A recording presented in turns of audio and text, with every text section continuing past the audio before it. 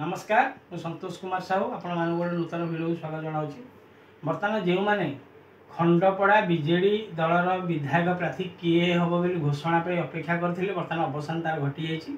बर्तमान विजु जनता दल तरफ डायरेक्ट निर्देश आसी वेणुबाबू किंबा शिशिर बाबू मध्य जी हेले एमएलए प्रार्थी भाव घोषित हे आज ही डिक्लेयर हम कारण गत काली गोटे बनमालीपुर गोटे मीटिंग होता तार गोटे भिडियो भाइराल होता से भिडियोटार मुझे जहाँ जानी बर्तमान शिशिर साहू नचेत वेणुधर प्रधान जी हेले भी आगामी इलेक्शन बीजेडी दल प्रार्थी घोषित हे तेणु अन्य कल्पना जल्पना को आप भूली जातु आंक दी जन भर जी हे कारण खंडपड़ा ब्लॉक उपाध्यक्ष शिशिर कुमार साहू और भापुर उपाध्यक्ष वेणुधर प्रधान दुई भाई तांकु ही चार्ज दिया जाए गोटे सुंदर खंडपड़ा गढ़ियापाई। तेणु आगामी दिन में भर जदि किए विधायक प्रार्थी हुए निश्चित रूप गोटे सुंदर खंडपड़ा आपण मैंने देखा पाइबे जोटा कि मुझे वीडियो माध्यम आपको देखा चाहूँगी। वेणुबाबू एवं मो दुई भाई आमको डाकी आलोचना है सब कथा काली आमर घोषणा हम आम दी भाई भितर क्या भगवान आशीर्वाद करेंगे से कथा मुझे कहीपरि किंतु काली घोषणा करेंगे आम दुई जन आमे गोटे मुद्रार दुई पार्श्व भली आमको दायित्व देवा दिन ठारू अच्छु आपण मानकर सहयोग आपण मानकर आशीर्वाद निश्चित भाव खंडपड़ा निर्वाचन मंडली आगामी दिन में गोटे बहुत भल निर्वाचन मंडली हिसाब से कार्य करिवो। आम भितर आम दुई जन जाक सब बेले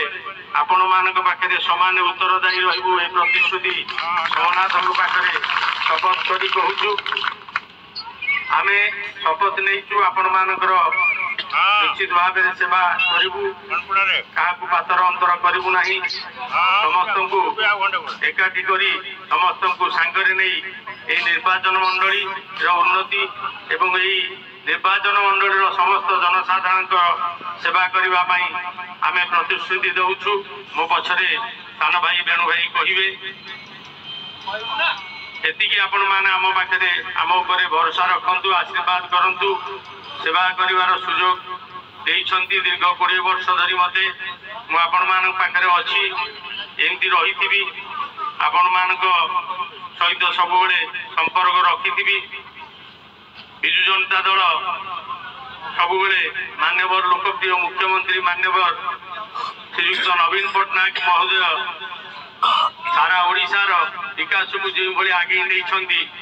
आम समस्ते जानीचे आमर सांसद प्रार्थी डॉक्टर संतृप्त मिश्र